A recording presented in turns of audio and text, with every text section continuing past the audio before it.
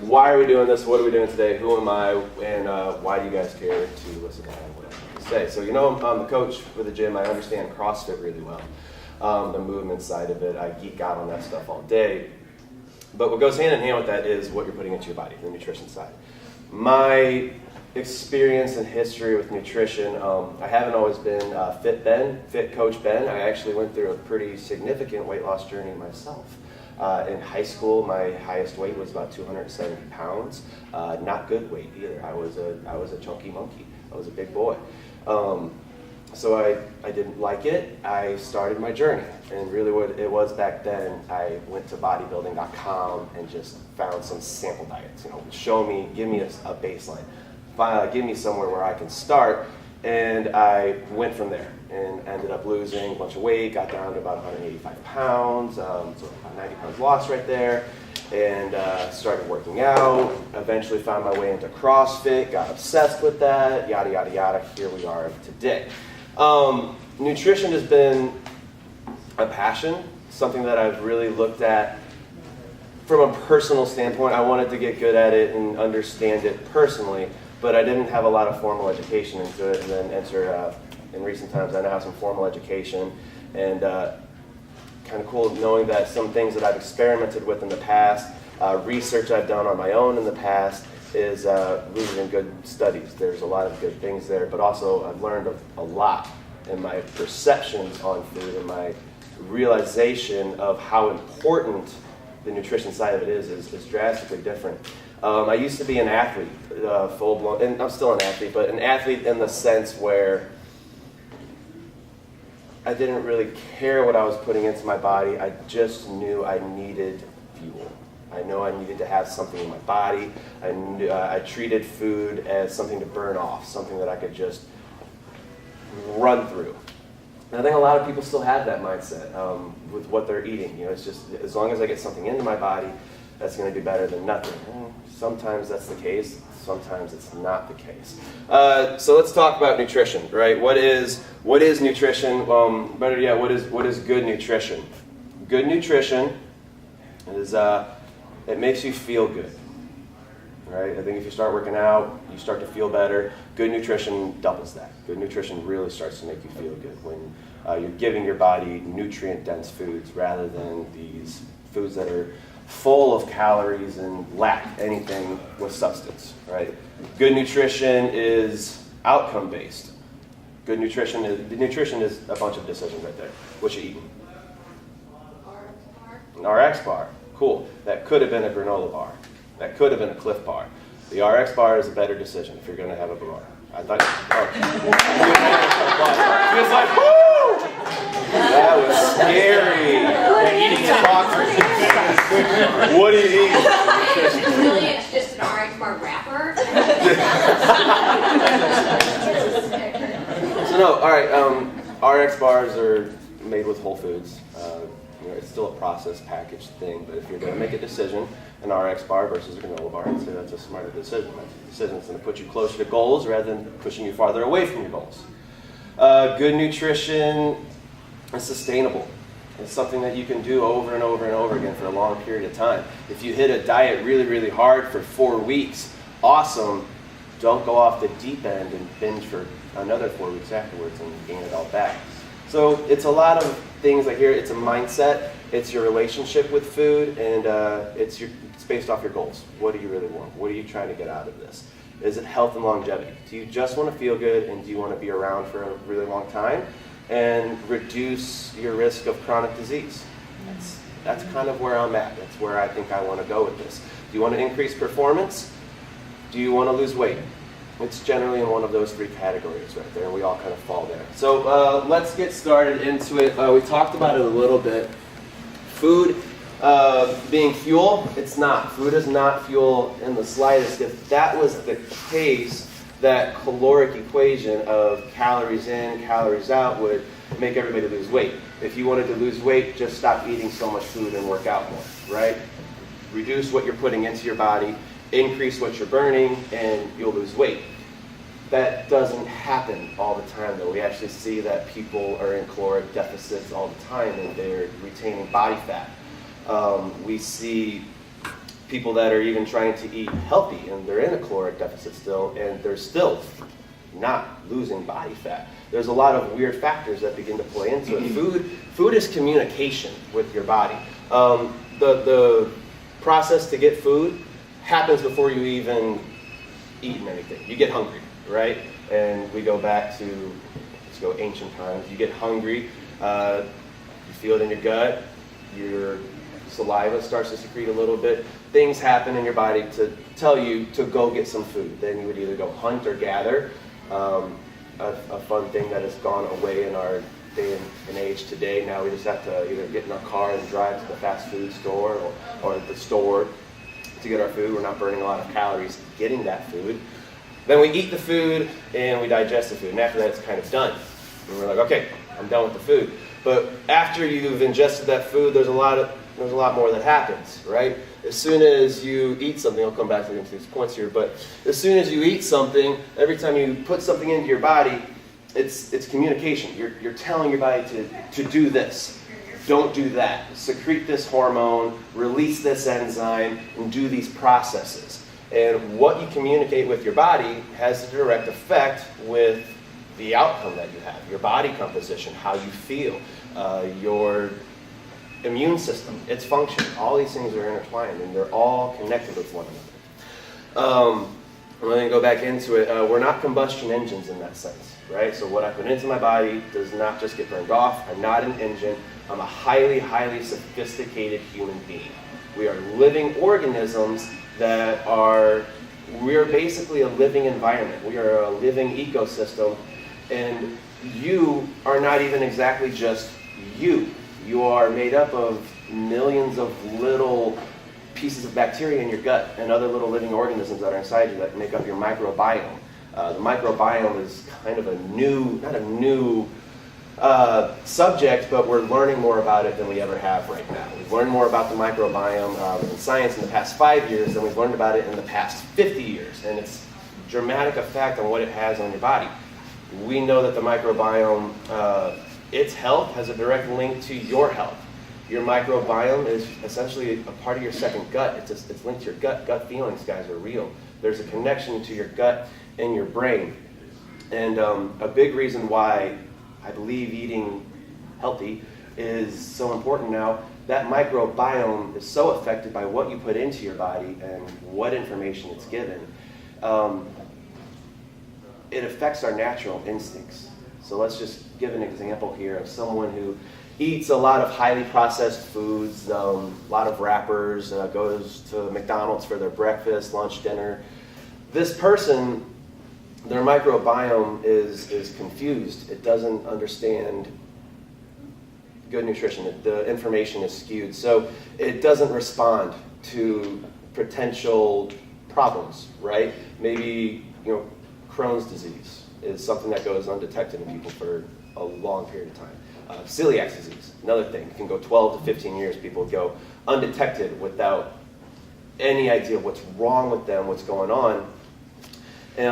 Because some of these markers, these receptors, or what's a better thing, or transmitters aren't being sent. The microbiome doesn't know how to communicate with that. That gut feeling won't happen. You won't even know that something's wrong until you're really, really messed up. It can have a direct effect with those things. So that's another big reason why eating healthy, what you're putting into your body, it's not just for you, it's for the entire community living inside you and what they're doing. So when we're communicating with our body, we want to communicate we're in a state that doesn't require body fat. And that's kind of where we all want to be. CrossFitters, we work out a lot, we come into the gym, so we want to have enough input to sustain our energy balance. We want to make sure we're fueling our workouts and doing everything, but we don't want to have a body fat. We don't want to put it in a state. We don't want to say we're in a state where we need to hold on to fat. And that means no nutrient-dense foods.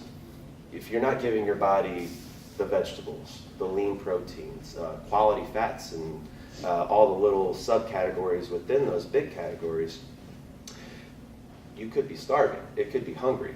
It's empty calories, empty nutrition, empty stuff you're putting into your body. Your body will internally think, I'm not getting any of the good stuff. So all this emptiness, all this bland, fat food is going to get stored as fat because we're not getting what we need. We need to store this because I'm not getting the nutrition that I know I need, so we're going to put this fat in here for a later date and time whenever we're starving so we can use something to burn off of. But your body's really, really smart and sophisticated. Those nutrients that it wants, it's going to go get.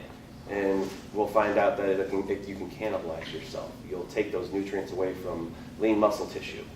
We'll take those nutrients away from brain tissue sometimes. Really scary stuff where you cannibalize your stuff and you get nutrients from your body, but what you're putting into it is not replenishing it. That is another reason why people stay large, stay big, and can't have such a hard time losing weight. So communication is key. What do you communicate with your body? What do you say to your body? That awareness is very, very helpful. Just knowing that, okay, what have I been saying to my body for the past however long I've been alive, and then how can we start changing communication, changing how we feel, changing what we put into the body. So, I want to say that's about all that side. I know I did a PowerPoint, right? I wanted to, seriously. This is purely just to keep me on point, keep the flow. I can totally ramble on and on about this stuff.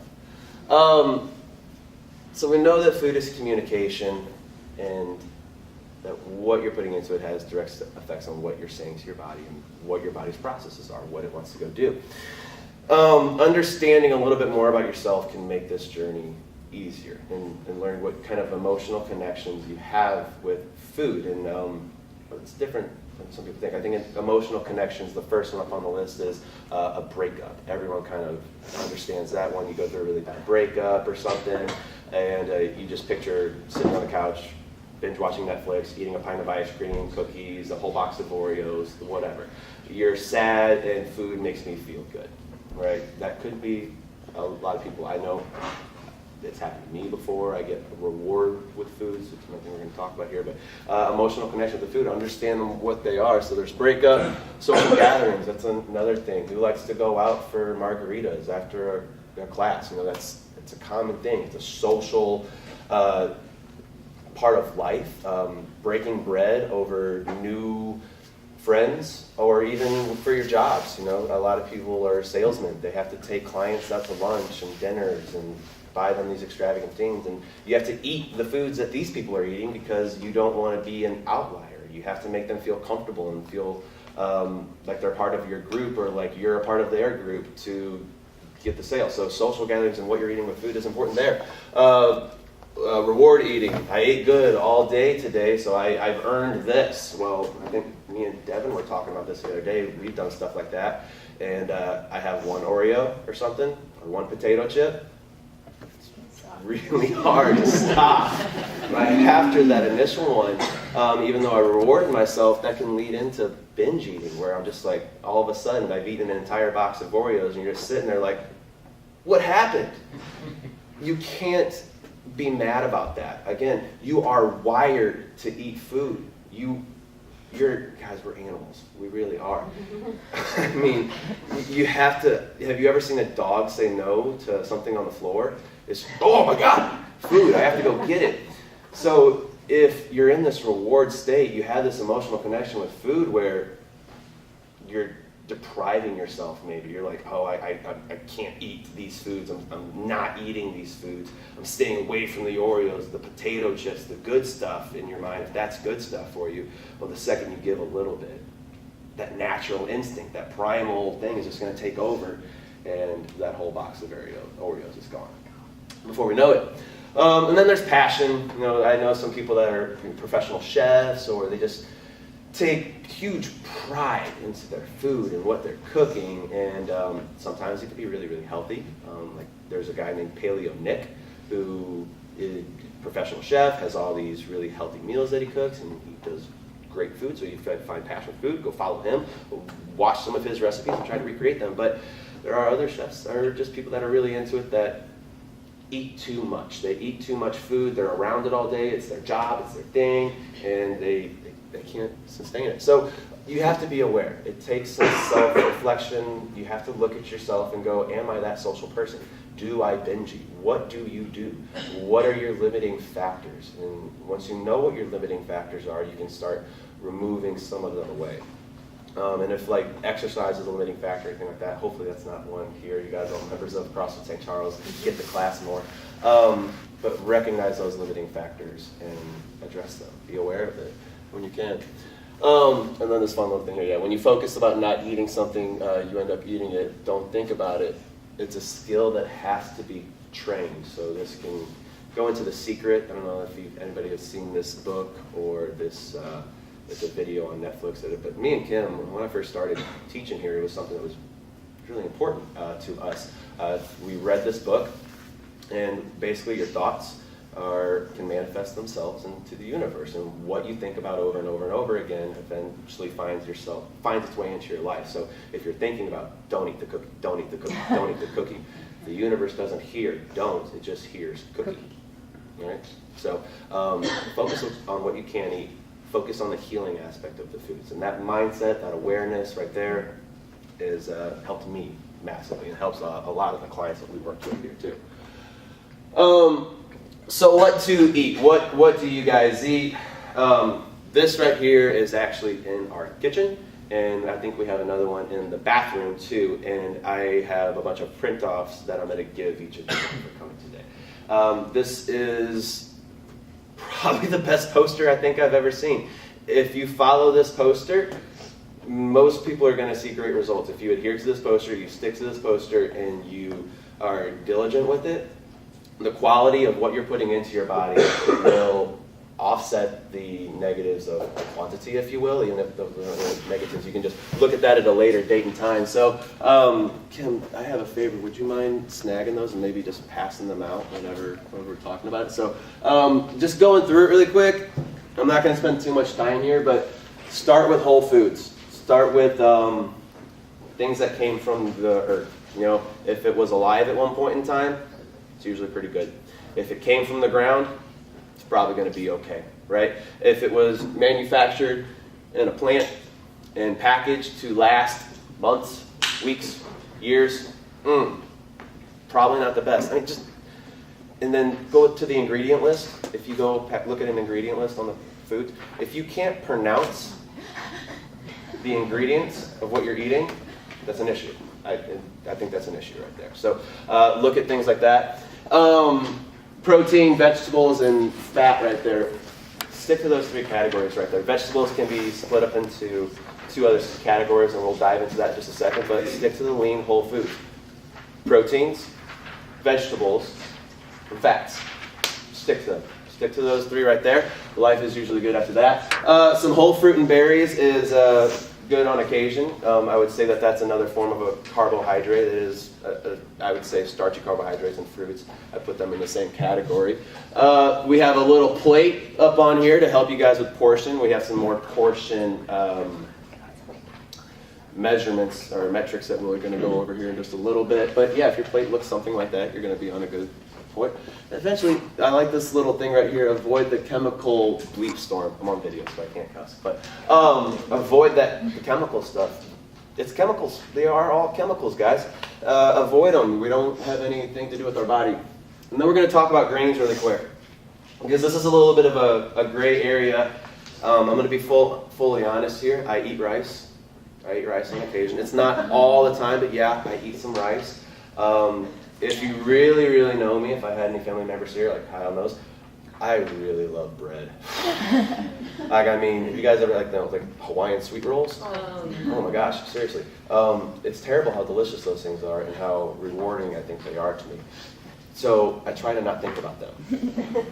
I'm very diligent about that. But the thing with them, some people can handle them really, really well. A lot of people can't. And we kind of find that more people can't handle them well than can. But the refined carbohydrates, it's an individual level. One thing I want you guys to walk away with knowing here is that you all are very, very different. You're just as different as our fingerprints are to one another, and we're just as different as like our microbiomes are too. So there's a lot of factors that play into your individualism. So I could handle carbohydrates really, really well. I handle high amount of fats really, really well. I handle protein really well. I'm kind of a jerk. I handle pretty much any single diet really, really well. But I know that my little brother, he does not handle high fat well. If he has a high-fat meal or a high-fat diet consistently, he starts to feel really ill, really, really sick.